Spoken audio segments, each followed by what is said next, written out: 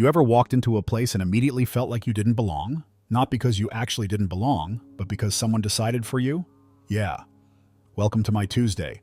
Name's Michael Steele, 42, black, and richer than your favorite rapper's accountant.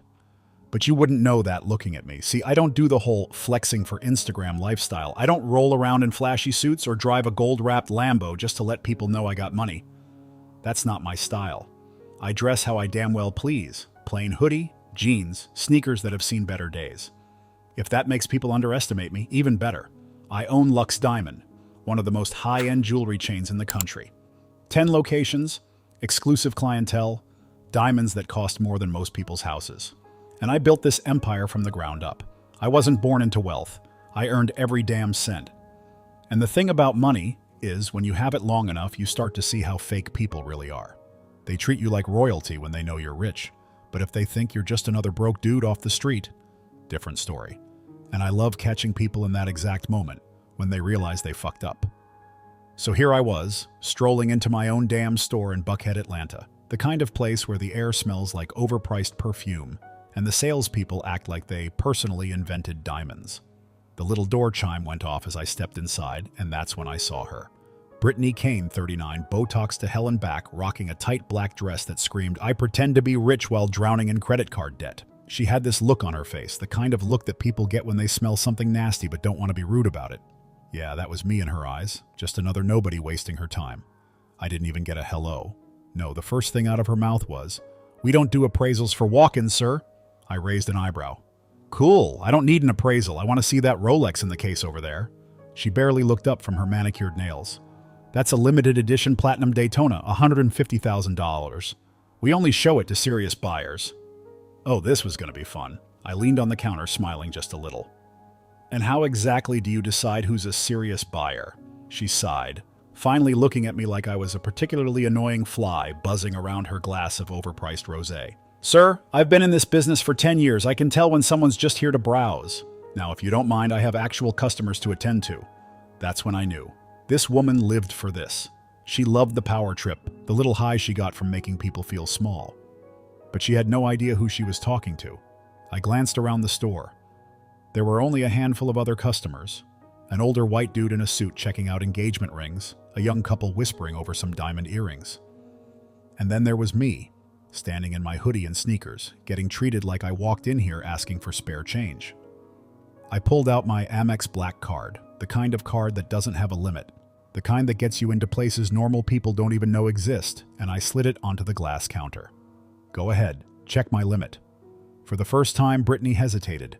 She stared at the card like it might explode. The room got just a little quieter. Even the guy in the suit glanced over. She let out a nervous little laugh. "Oh, I didn't mean to offend you, sir. It's just that we have certain store policies." I tilted my head. "Policies like what? Judging people by their clothes?" No, of course not. My phone buzzed. I pulled it out, put it on speaker, and made one call. "Hey, Jason, I need you to come down to Lux Diamond in Buckhead. We're about to fire someone." Brittany blinked. "Wait, what?" I pocketed my phone, picked up my card, and grinned. "Let me introduce myself. I'm Michael Steele. I own this entire chain, and sweetheart, you just got yourself fired." You ever watch someone's brain short-circuit in real time? Like you can actually see the gears grinding, the desperate scrambling for some kind of way out? That was Brittany Kane at this exact moment. Just seconds ago, she was sitting pretty on her high horse, treating me like I was a broke nobody who didn't deserve to breathe the same air as her overpriced designer perfume. Now she looked like someone had yanked the rug right out from under her 6-inch Louboutins. She blinked. Once. Twice. Then let out this nervous, forced-ass laugh that sounded like she just swallowed a lemon whole. "Oh, you're joking, right? This is like a prank or something?" I crossed my arms, just watching her squirm. "No joke. You just told the owner of this entire chain to take his browsing ass somewhere else. So yeah, Brittany, you're done here." For the first time since I walked into this store, she actually looked at me. Not just some dude in a hoodie and sneakers. She was scanning my face, my eyes, probably praying she had misheard my name. And then, like clockwork, came the switch up. Her tone? Instantly softer. Her body language? A full 180. Now she was all polite smiles and fluttering eyelashes like I was some VIP she'd been dying to impress. "Mr. Steele, oh my gosh, I had no idea." If I had known who you were, of course, I would have treated you differently. I just thought. I held up a hand. Stop. Right. There. Because that little sentence right there, that's the whole damn problem. If you had known, I repeated, letting it hang in the air. So what, Brittany? If I had walked in here wearing a $5,000 suit, you'd have been falling over yourself to help me. But because I showed up looking regular, I didn't deserve respect? She opened her mouth, probably to dig herself an even deeper grave, but I wasn't done. Let me tell you something, sweetheart. Half the billionaires in this country don't dress the way you expect them to. You ever seen Mark Zuckerberg? Dude wears the same gray t-shirt every damn day. Jeff Bezos before Amazon blew up? Looked like a lost IT guy at Best Buy. Money doesn't have a dress code, but apparently your customer service does. Her face was turning red now. She was panicking, probably running through every possible way she could talk her way out of this. But there was no way out. And just as she was about to throw out some half-assed apology, the front doors swung open. Enter Jason Carter, my right-hand man. Tall, built like a linebacker, and rocking a tailored Navy suit that probably cost more than Brittany's car. The moment he stepped inside, the energy in the room shifted. He spotted me instantly and gave a little nod. Boss, you called? Brittany's eyes widened. She looked between us, her breathing shallow. It was dawning on her. This wasn't some prank. This wasn't some ha-ha gotcha moment for social media. This was real life. Yeah, Jason, I said. Go ahead and process Brittany's termination, effective immediately. Her jaw dropped. Wait, what? No, Mr. Steele, please, this is all just a misunderstanding. I tilted my head. What part was the misunderstanding? The part where you refused to help a paying customer? The part where you lied about store policy, or the part where you judged me based on nothing but my outfit? She started stammering, hands shaking. I was just following protocol. We have to be careful, you know? We get people in here all the time who just want to window shop or take photos for Instagram. So you assumed that's what I was doing? I cut in smoothly. Because I wasn't wearing a Rolex the size of a hockey puck? Her lips pressed together so tight they turned white. She was trapped, and she knew it. Jason, meanwhile, was already typing something on his tablet, probably sending an HR request to make her firing official. And here's the thing. If Brittany had just admitted she was wrong, if she had just said, yeah, I messed up and I'm sorry, I might have let her off with a warning. Hell, I've given second chances to worse people. But instead, she was doubling down, trying to justify herself, trying to make it seem like she wasn't the problem. So no second chances today. I exhaled, shaking my head. Brittany, I need you to do me a favor, all right? She nodded furiously like a bobblehead on steroids. Anything, Mr. Steele, I swear I'll fix this. I smirked. Yeah, go ahead and grab your purse, and don't forget to take that I'm better than everyone else attitude with you on the way out. Jason didn't even need to say anything. He just gestured toward the door. Brittany froze. For a second, I thought she might actually cry. She looked around like maybe anyone, would jump in to defend her. The other employees avoided eye contact like she was a contagious disease. The customers? Some of them were smirking, like they'd seen this type of karma play out before. And then, the final nail in the coffin, Jason handed her a termination letter already printed out and ready to go. Her hands trembled as she took it. She looked at me one last time, eyes pleading. Please, Mr. Steele, I need this job. I stared at her, letting the silence stretch.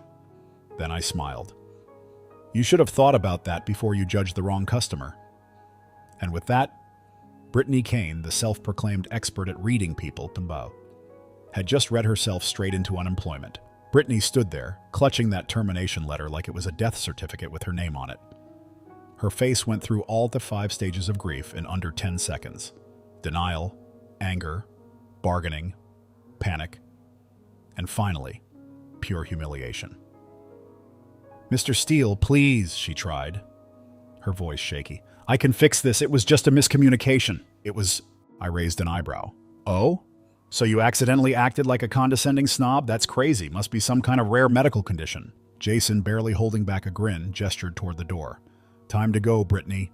She turned to the other employees, hoping for backup. Not a damn soul met her eyes. They knew better than to get in the way of a sinking ship. This is so unfair, she snapped, voice rising. I've worked here for 10 years. I shrugged. And you threw it all away in 10 minutes? Her lip trembled. She opened her mouth to fire off one last desperate plea, But Jason had already stepped aside, holding the door open like a gentleman at a five-star hotel. Exits this way. No VIP treatment necessary.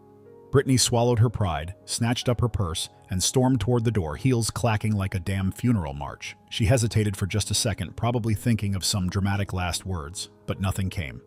Because what do you even say when you just fumbled your entire career in front of a live audience? And just like that, she was gone. I turned to Jason. Make sure HR knows. She's not getting a reference. She can explain this one on her own. He nodded, smirking. You got it, boss. I glanced around the store. The tension that had been hanging in the air, gone. The employees looked relieved. Even the customers were smiling like they'd just watched a damn reality show finale. I sighed, shaking my head. Let this be a lesson, folks. Never judge a book by its hoodie. The second Brittany's overpriced heels clacked out the door, the energy in the store shifted. You could feel it, like somebody had finally cracked open a window after years of breathing in stale air. Employees exhaled, customers smirked, and Jason? Jason looked like Christmas came early. Damn, boss, he chuckled, crossing his arms. You really sent her packing just like that? I shrugged. She packed her own bags the second she judged me. One of the younger employees, a guy who looked like he had to deal with Brittany's BS daily, cleared his throat.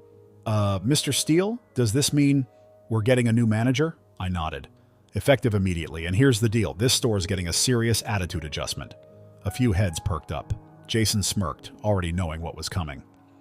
From now on, we treat every customer the same, whether they walk in here rocking a three-piece suit or a damn pajama set. No assumptions, no snobbery, no bullshit. I paused, scanning the room. Anyone got a problem with that? Silence. Then a chorus of, no sir. Jason grinned. Good call, because let's be real, half the people dropping cash in here aren't walking around looking like Wall Street bankers. Brittany thought she was gatekeeping luxury, but all she did was gatekeep her own damn paycheck. I chuckled. Guess she learned the hard way. Don't bite the hand that signs your direct deposit. The store was quiet for a beat. Then a slow ripple of laughter spread through the staff. The tension? Gone. The toxic air Brittany had been pumping into this place? Cleared out. I tapped my knuckles on the glass display case. All right, let's get back to work, and somebody bring me that Rolex. I actually do want to buy it. Jason smirked. This time no credit check needed? I grinned. Nah, just ring it up and throw in a discount. Boss's privilege. A week later, I found myself strolling through the mall. Nothing serious, just grabbing a coffee and killing time. That's when I saw her. Brittany. Except now she wasn't standing behind a glass case full of Rolexes. Nope. She was at some low-budget jewelry kiosk, the kind wedged between a pretzel stand and a cell phone repair shop. The kind where everything looked like it came out of a clearance bin at Walmart. And man, she looked miserable. Gone were the designer dresses, the smug attitude, the I'm better than you energy. Instead, she was wearing a cheap name tag and aggressively ignoring customers who clearly didn't want to be there either. I watched as some teenage girl picked up a fake diamond bracelet, squinting at the price tag. Is this real silver? The girl asked. Brittany let out a dead inside sigh. It's silver-plated, the girl frowned. So like, fake? Brittany clenched her jaw. It's affordable. Damn. That hurt me to hear. She hadn't seen me yet, but I wasn't going to let this moment slide. I walked up, leaned casually on the counter, and waited for her to recognize the voice that just ended her career. Hey there, Brittany. Long way from Lux Diamond, huh? Her head snapped up so fast I thought she might get whiplash. The color drained from her face. You? I smiled. Me? Thought I'd stop by and see how you're settling into, new opportunities. I glanced at the display. Buy one, get one half off. Damn, big spender energy. She gritted her teeth, but she had nothing. What could she say? Enjoy your overpriced hoodie, sir? Not today. I let the silence hang for a second before flashing a grin. Well, good luck with all this. Hope you're treating customers a little better now. Never know who you're talking to, right? Then I dropped a $5 bill in the tip jar, just for the disrespect, and walked the hell away.